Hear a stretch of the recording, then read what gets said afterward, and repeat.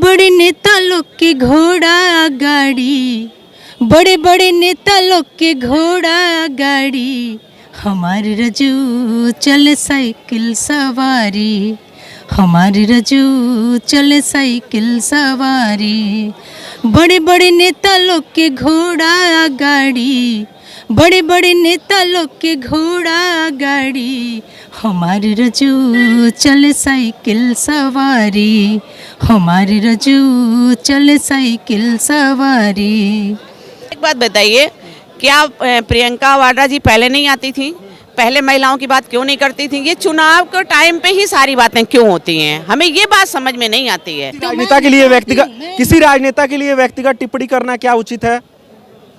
क्या उचित है क्या अनुचित है, योगी जी से पूछ लीजिए। वो जब वो उन्होंने जब किसी भी मंच पे वो जाते हैं तो ऐसा भाषण देंगे, ऐसा कटाक्ष मारेंगे अखिलेश भैया पे, चाहे किसी भी विपक्ष पार्टी पे, लेकिन उनका सारा निशाना तो मेन करके लाल टोपी लाल रंग पर ही रहता है।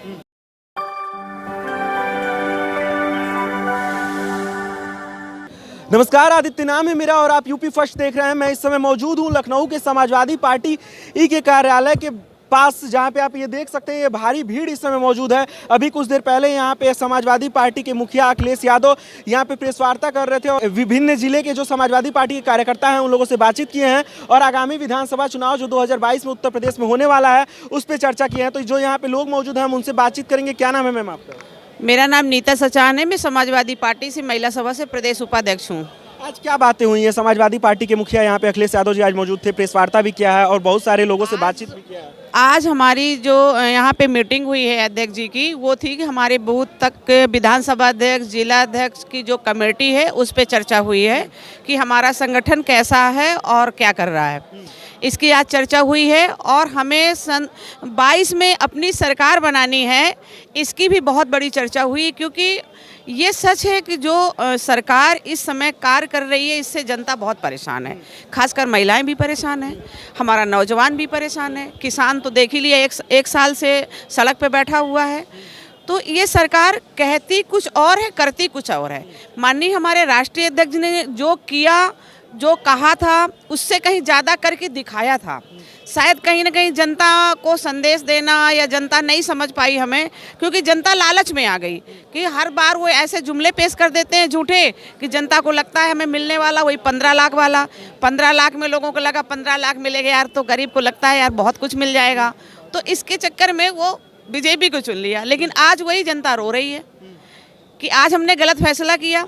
लेकिन आज के टाइम पे जनता, जहाँ भी हमारे माननीय राष्ट्रीय अध्यक्ष जी जाते हैं, हम सब लोग जाते हैं, कहीं भी जाते हैं तो वहाँ जनता की भीड़ होती है और एक ही आवाज़ होती है, समाजवादी पार्टी जिंदाबाद, अखिलेश यादव जिंदाबाद। तो क्या लगता है 2022 में परिवर्तन हो जाएगा? इसमें पक्का परिवर्तन होगा, जबरदस्त परिवर्तन होगा। ये हमारी अकेले की आवाज़ नहीं है, पूरे उत्तर प्रदेश की आवाज़ है और हर वर्ग, हर जाति, हर धर्म की आवाज़ है। अच्छा, आपने महिला सशक्तिकरण को लेकर सवाल किया, तो भारतीय जनता पार्टी तो महिला सशक्तिकरण की बात करती है हर समय। क्या करती है? उसने किया क्या है महिला सशक्तिकरण के लिए? कुछ नहीं। देखिए, भारतीय जनता पार्टी सिर्फ बात करती है, वो करती कुछ नहीं है। किसी के लिए ले लो आप, चाहे महिलाओं को ले लो, किसी को ले लो। अभी चुनाव आएगा, वो बहुत सारी योजनाएं लाएंगे, महिलाओं के लिए लाएंगे, नौजवानों के लिए आएंगे। आप मीडिया वाले हो, आप देख रहे हो, आप भी समझ रहे हो क्या किया है भारतीय जनता पार्टी ने आज तक किसी के लिए। तो अब क्या करेगी? वो कभी कुछ नहीं करने वाली है। वो सिर्फ करेगी कि मीडिया को हायर करेगी, इलेक्ट्रॉनिक मीडिया, प्रिंट मीडिया, वही लोग उनका करेंगे। कुछ दिन बाद ये कर सकती है कि हो सकता है कुछ बंदिश लगा दे कि हम यहाँ धरना प्रदर्शन ना कर पाएँ, हम यहाँ लोगों से न मिल पाएँ, ये कर सकती है। और ज़्यादा करेगी 22 में ईवीएम हैक करेगी। लखनऊ में वैसे भी धारा 144 लग चुका है, तो धरना प्रदर्शन का तो अब सवाल ही नहीं उठता है, क्योंकि उसको लगता है ना कहीं उसको अपनी कमजोरी मालूम चल गई है। उसको ये भी पता चल गया है कि हम हारने वाले हैं 22 की सरकार, और पक्का हारेगी, ये भी पता है। तो इसलिए उन्होंने अपनी सारी जो जितना जोर तोड़ लगाना चाहिए उन्हें शुरू कर दिया है कि कहीं कोई अपनी आवाज़ ना उठा सके। जब हम सब अपनी आवाज़ पे दब जाएंगे तो वो अपना वही जुमला पेश करना शुरू कर देंगे, क्योंकि कुछ जनता ऐसी होती है जो मीडिया में देखती है या न्यूज़ में पढ़ती है या टीवी में देखती है, तो वही मानती है। लेकिन मैं बता दूं इस भोली भाली जनता को, उत्तर प्रदेश की जनता को, कि आप टीवी देखना बंद कर दें, पेपर पढ़ना बंद कर दें, सच्चाई पे जाएं और सच्चाई का साथ दें। तो सच्चाई का साथ दें, ऐसा ये कह रही हैं।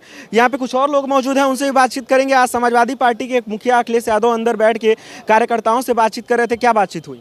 बातचीत यही 22 के चुनाव की तैयारी के लिए कि आप किस तरह से हम लोगों का कार्य करना है, आगे बढ़ना है, और किस तरह से जो बीजेपी सरकार में इतने अंधे काम, गलत काम सब कर रही है सब तरह के, तो उनको कैसे रोकना है, किस तरह फर्जी वोटों को रोकना है, किस तरह से फर्जी लोगों को रोकना है, किस तरह से अपनी पार्टी को आगे बढ़ाना है, जिताना है। इसलिए विधानसभा अध्यक्षों, जिलाध्यक्षों की मीटिंग आज करी गई थी और निश्चित 22 में परिवर्तन होगा। मैं बहन से अपनी सहमत हैं, उन्होंने सही कहा। जितने धारा 144 वगैरह लगा रखी है, इसीलिए लगा रखी है कि हम कैसे भी अपनी सरकार को फिर से ले आए, लेकिन सरकार दोबारा नहीं आएगी, नहीं आएगी, नहीं आएगी, सपा सरकार आएगी। मतलब कि परिवर्तन तय हो चुका है? परिवर्तन तय है, पक्का।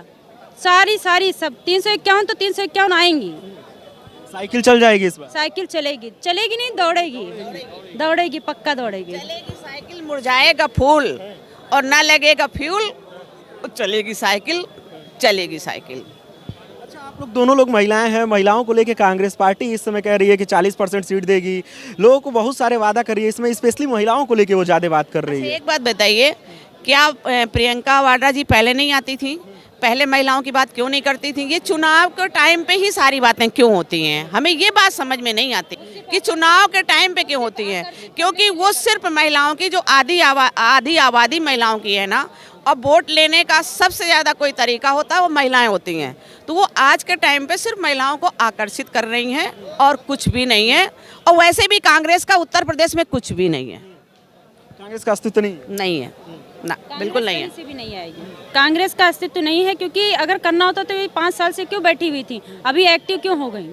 उनको 5 साल से आना चाहिए था ना मैदान में, महिलाओं के लिए करना चाहिए। अब हमारी महिला टीम पूरी राष्ट्रीय कार्यकारिणी से लेकर के विधानसभा और बूथवार कार्यकारिणी पूरी बन चुकी है। महिलाएं सक्रिय हैं, महिलाएं आगे आएंगी और सरकार बनते महिलाओं को जैसे साइकिल, कन्या विद्याधन, शिक्षा जो फ्री थी वो दिया जाएगा, पेंशन दी जाएगी, सारी लैपटॉप जितनी योजनाएं थी फिर से चालू कर दी जाएंगी।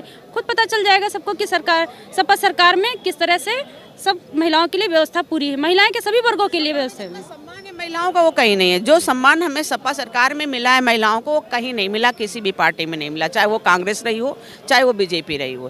कांग्रेस का तो हम अपने आगे लाते ही नहीं है। हमारी लड़ाई सिर्फ बीजेपी से है और ऐसी विचारधारा से है जिससे ना हमारा लोकतंत्र बच रहा है और ना हमारा संविधान बच रहा है, ना महिलाओं की इज्जत बच रही है, ना युवाओं को कुछ मिल रहा है।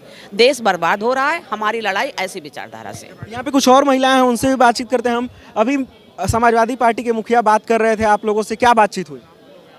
जी अभी मैं अंदर नहीं थी, जस्ट अखिलेश भैया चले गए हैं तो मेरी इंटरव्यू लेट हो गई। जी और मैं धन्यवाद देना चाहूँगी इस चैनल को देखने वाले सभी दर्शकों को तहे दिल से। मैं ज्योति सिंह उर्फ गुड़िया, मैं सीरियल एक्ट्रेस हूँ, सिंगर भी हूँ। तो अभी मैं 2-3 मंथ हुए मुझे समाजवादी पार्टी को ज्वाइन किए हुए और मैं सिंगर हैं की उपाध्यक्ष हूँ।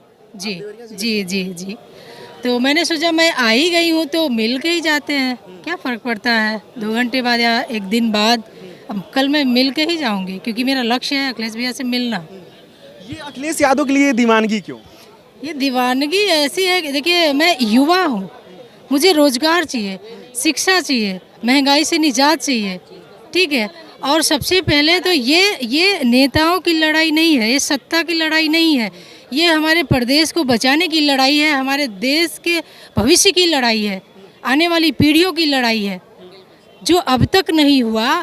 आज जितनी संपत्तियां किसी भी पार्टी के लोग आए, जितना भी उन्होंने बनाया, ये आए सीधा उसका नीलामी किए हैं बस, और इन्होंने कुछ नहीं किया। इनको ना शिक्षा से मतलब है, ना रोजगार से मतलब है, ना महंगाई कम करने से मतलब है, और भ्रष्टाचार तो इतना चरम सीमा पे है कि पूछिए मत। शर्म आती है इन बेशर्मों को। मैं कहना चाहूँगी भारतीय जनता पार्टी के लोगों को कि इनको थोड़ा सा विचार करना चाहिए। अगर ये हिंदू का जो नारा लगाते हैं, मैं भी हिंदू हूँ, ठीक है, तो क्या यही थोड़ी भगवान को मानते हैं? मैं भी मानती हूँ भगवान को, लेकिन क्या मैंने ठप्पा थोड़ी मारा है अपने ललाट पे कि श्री राम की भक्त हूँ मैं।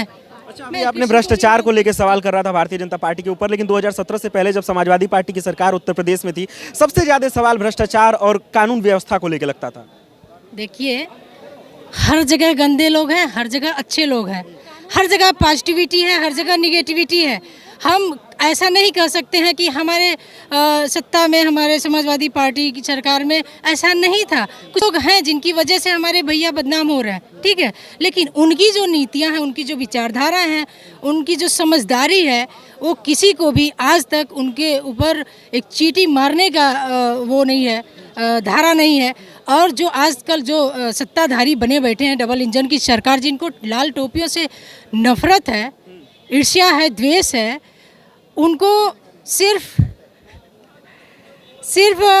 राज करने से मतलब है। उनको देश से कोई लेना देना नहीं है, रोजगार से कोई लेना देना नहीं है, शिक्षा से कोई लेना देना नहीं है, और बेटियों के सुरक्षा से कोई लेना देना नहीं है। तो मैं यही कहना चाहूँगी अपने देश के युवाओं से कि जिस इतिहास उधर मुड़ जाता है, जिस ओर जवानी चलती है, तो मैं युवा हूँ, मैं जवान हूँ। अब मैं इस जोश खरोश के साथ, इस शक्ति के साथ कहती हूँ कि इस बार प्रचंड बहुमत से अखिलेश भैया आ रहे हैं और भाजपा सरकार के लोग जा रहे हैं। काली पोत करके जाएं, घंटा बजाएं, मंदिर में जो मंदिर मंदिर का नारा लगा रहे हैं ना, तो ये जाएं, अपना घंटा बजाएं, ये उसी के लायक है। क्योंकि ऐसे शब्दों का इस्तेमाल किसी व्यक्तिगत के लिए नहीं, हजारों लोग कर रहे हैं। मैं भी यूट्यूब देखती हूँ, तो ऐसा कुछ नहीं है। उन्होंने ऐसा किया ही क्या है कि मैं उनको सलामी ठोकूं? क्यों मैं सलामी ठोकूं? किसी राजनेता के लिए व्यक्तिगत टिप्पणी करना क्या उचित है? क्या उचित है, क्या अनुचित है, योगी जी से पूछ लीजिए। वो जब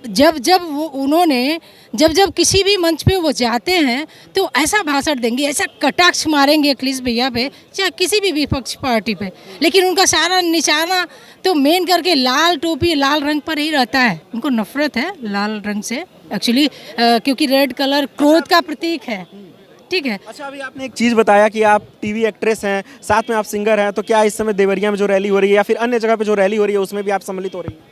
जी हाँ, मैं सम्मिलित हो रही हूँ। मुझे सूचना मिलती है तो मैं डेफिनेट जाती हूँ।